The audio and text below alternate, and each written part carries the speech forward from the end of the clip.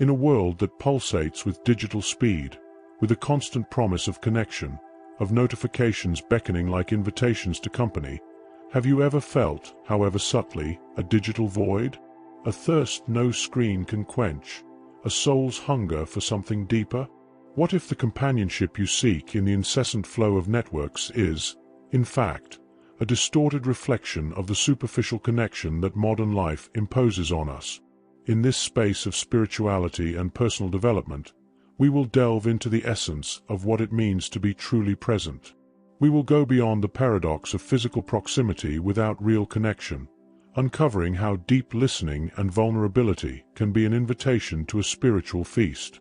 Because, deep down, every spiritual awakening begins when we dare to look at our own solitude, not with fear, but with the wisdom of one who seeks authentic presence in oneself and in the other. We live in an era of paradoxes. While digital tools bring us closer in milliseconds, multiplying contacts and virtual friendships, the feeling of isolation seems to grow. Millions of pieces of information reach us, but the soul's hunger for a deeper meaning, for a hug that isn't virtual, for a look that truly sees us, remains. This superficial connection creates a digital void, an illusion of companionship that ignores the thirst for something more. We are not talking about a mistake, but a symptom of a legitimate yearning, the longing for genuine connection, for a presence that transcends the merely physical or the screen. It is our invitation today to explore how spirituality calls us to go beyond, to rediscover the wisdom of nourishing the soul where it truly dwells, in silence, in listening, and in the courage to be oneself. This is a path of awakening consciousness that leads us back to the essential. In a world that overvalues the quantity of connections, quality often dissolves into the ephemeral. We receive likes and comments, but the warmth of a friendly glance or the depth of a conversation that extends through the night seem increasingly rare. Digital company, with its avalanche of stimuli, can, paradoxically, deepen the digital void we carry. It's not the technology itself that's the problem, but how we allow it to occupy the space that should be filled by an authentic presence. Our soul, with its ancestral hunger for meaning and belonging, yearns for something denser, something that vibrates at the same frequency as our heart. Superficial connection is a temporary balm, but it doesn't cure the soul's hunger. It merely postpones the encounter with what truly matters, the truth of our own being and the depth of a relationship built on reciprocity and listening. Like a vessel that only serves because it has empty space, our soul needs space to feel, to express itself without filters, to be embraced in its totality. It is in this non-filling of distractions that true thirst reveals itself, inviting us to seek purer sources of nourishment for our personal development. And what if the emotional fatigue you feel, even when connected, is a call from your soul for a deeper reconnection? This longing for reconnection leads us to an even deeper question. How often do we find ourselves physically close, yet distant in essence? How many times do we find ourselves physically close, yet distant in essence? This is the paradox of unshared bread. Being in the same environment doesn't guarantee true companionship, just as having bread on the table doesn't mean it will be shared in a gesture of authentic communion. Authentic presence goes beyond physical proximity. It resides in the quality of attention, in the vulnerability of one who opens up, in the ethics of one who cares. Buddha taught us about the importance of mindfulness, and Lao Tzu, the wisdom of non-action, which can be translated into the subtlety of merely being with the other, without the need to fill every silence. True connection is not imposed, it flows. When presence becomes an act of surrender, even the silence between two beings can be a fertile field for inner transformation. The opposite of this is accompanied loneliness, where, surrounded by people, we still feel an abyss.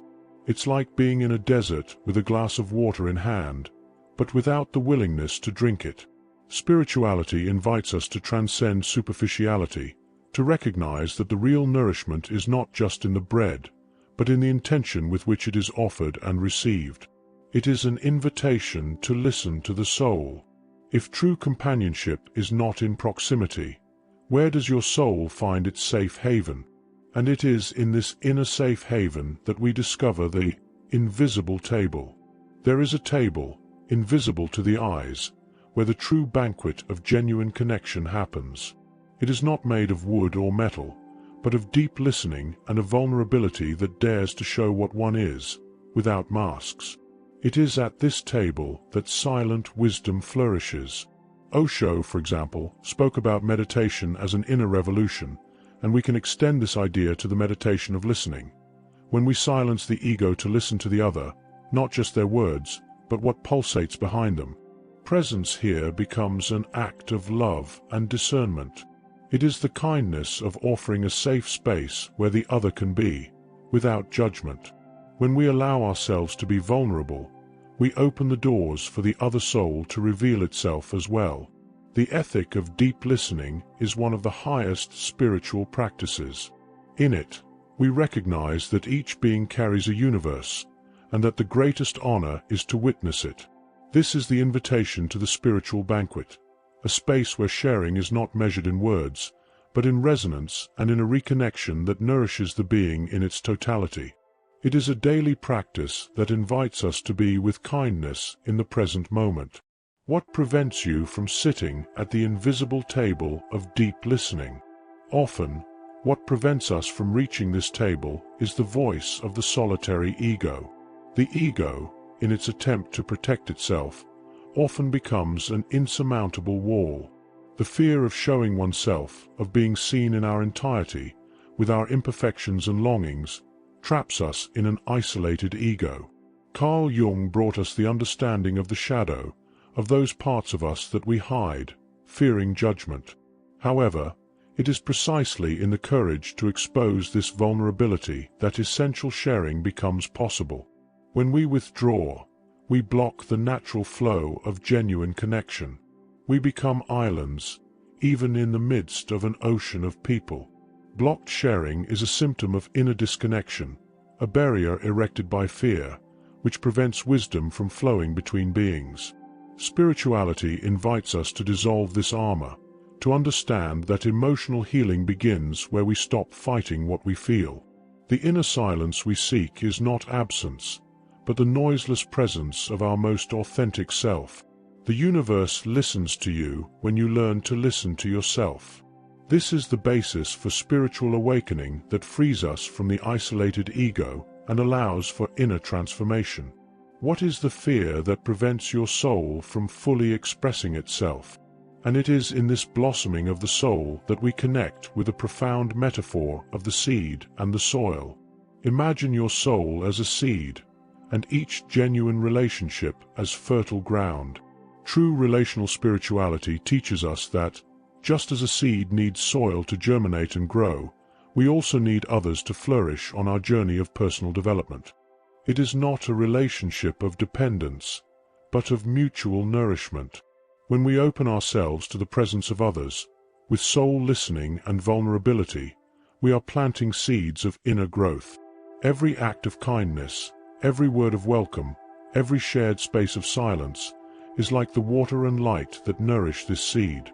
Alan Watts spoke of non-dual perception, the interconnectedness of everything. Similarly, our relationships can be a mirror reflecting our own spiritual truth, a path of self-knowledge where we learn about ourselves through interaction with others.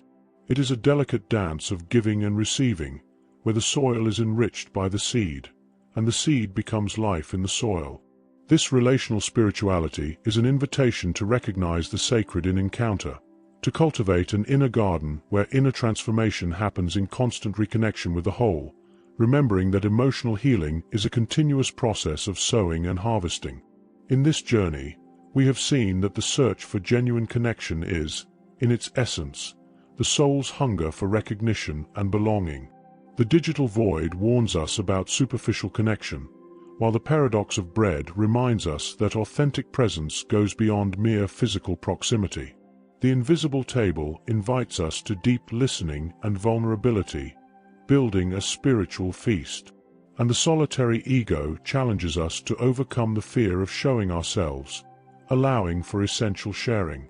May the metaphor of the seed and the soil inspire us to cultivate a relational spirituality, where mutual nourishment and inner growth are fruits of our presence and wisdom. Take a moment. Close your eyes, breathe deeply, feeling the air enter and leave. Now, imagine your heart is a small garden. In it, a seed of genuine connection has been planted. As you inhale, feel the energy of the universe nourishing this seed. As you exhale, send gratitude for all the relationships that have helped you grow, even the challenging ones. Feel the silent presence within you, the living soul that has always sought the truth. And what if the hunger of the soul you feel today is the portal to the real connection you've always sought? If something within you has calmed or awakened upon hearing these words, allow yourself to continue.